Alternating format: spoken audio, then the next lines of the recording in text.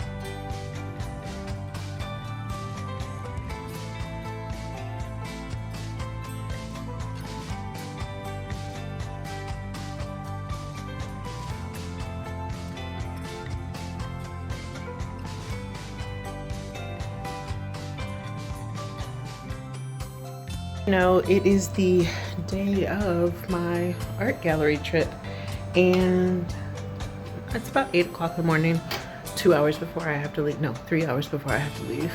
And I don't feel very anxious. I just took a shower. I'm about to have some coffee. I feel neutral. Yeah. I feel prepared. I know how I'm gonna get there. I know what I'm gonna wear. I got my outfits together, and I know where I'm going exactly. Like, I took pictures of the layout of the museum, and I know where I have to check in, and I'm curious to see what I will see.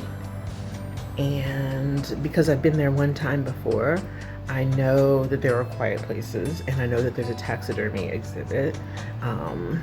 So I'm excited about that. And as far as the exhibit that I'm actually going to see of developmentally disabled artists, I feel curious. Yeah. So yeah, those are all of the feelings. Checking in with my body. Yeah, mostly my heart-lung area feels a little turned up. I feel like my breathing rate is slightly elevated, same with my heart rate. Yeah, that's it in this moment. See how it goes.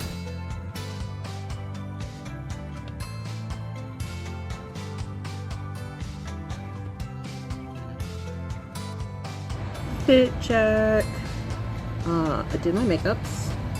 I'm going to be wearing a mask, so I didn't do any lip or foundation, but that's what I got. Jewelry, City Trends, Salvation Army.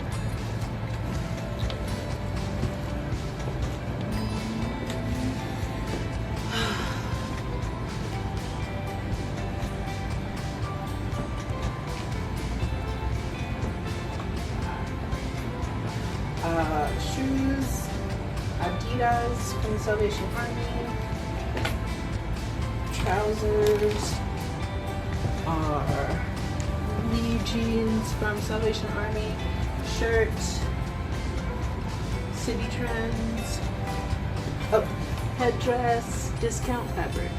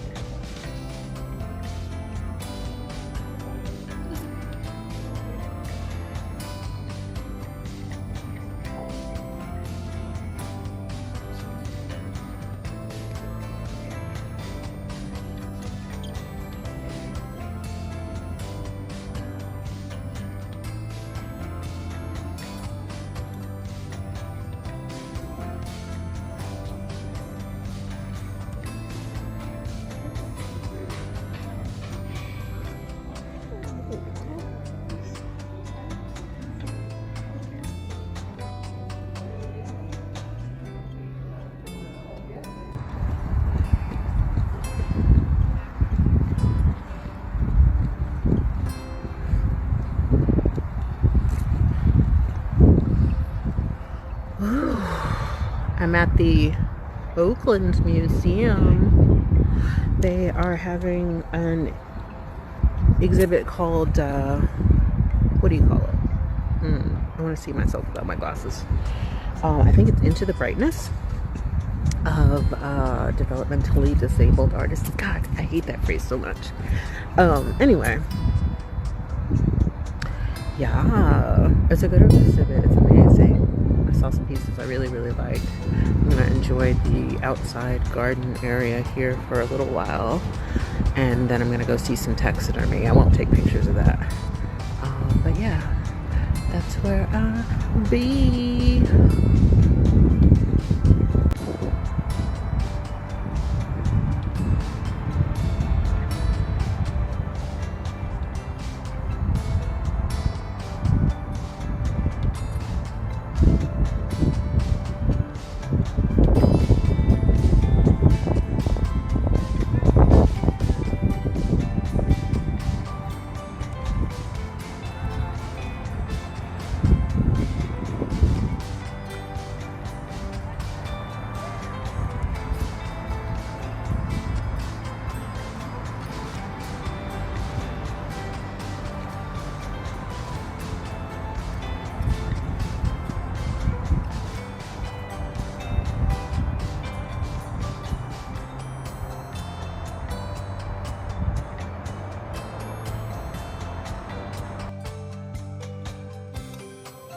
Am back home after attending the exhibit, and my God, it was amazing. Oh, just so many creative ass, imaginative ass artists in one room. Just damn, it was honestly overwhelming in terms of like so many different styles, so many different mediums. Yeah. I am feeling some kind of way that I haven't identified yet, Team Alexithymia, about having meltdowns in public. I'm going to be thinking about that for a while to see how I feel about it. So yeah, in terms of elements, I felt really prepared in terms of having food before I left, hydrating before I left, using the restroom before I left. And having low expectations and of what I might see, just being open to the experience and curious. I got the sensory bag from the registration desk, and it was great that they had it, but the stuff was not that great. The headphones that were supposed to be noise canceling really weren't, and they were a little too small for my big old head. My noggin. My brain's big. And then the fidgets were not my favorite kinds of fidgets. I prefer a good old-fashioned pop-it. I don't know about you. And what else? Exhibit, like I said, amazing. I wanted to also go to the natural history section to see the taxidermy selection, but I honestly was like overwhelmed. I tried to like take a break in the garden in between, you know, but once I sat out there in the sun, I just realized I was like tired, ready to go. And so I just called an Uber to get back home. Oh yeah, that was the other part, transportation. I gave myself the option of walking home, but did not take it. Took Ubers to and fro. My one Uber driver there was great. My Uber driver back was creepy. Ooh, he kept calling me baby. I'm not your baby. And yeah, now I'm gonna have a little lunch and a nap and continue to reflect on my experience. Oh, why is everybody so talented? Why is everybody so creative? Why is everybody so amazing? Good stuff. Okay, bye.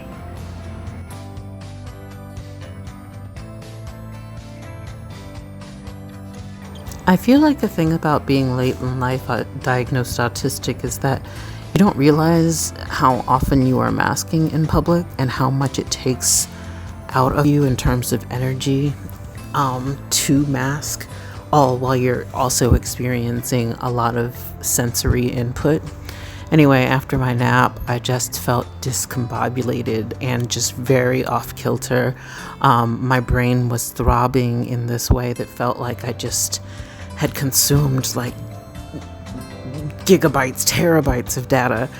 And I just couldn't really process the sensory information around me. I had to close my windows, turn the lights off, rest underneath my weighted blanket while I was holding my weighted stuffy. I was only able to eat comfort foods in the form of mashed potatoes for dinner. And then, that feeling stuck with me for about 36 hours. I was not able to speak, and my head just kept throbbing, and I just kept re-experiencing all of the exhibit. And while I loved the exhibit, and it was exactly what I needed as an artist, I still experienced feeling overstimulated, overwhelmed, and it took me about 36 hours to recover. But I wouldn't change anything. The exhibit was amazing, but I will be strategizing about how I can manage sensory input in public in future endeavors. So, stay tuned for future Anxious Autist Adventures. Thanks, y'all. Bye.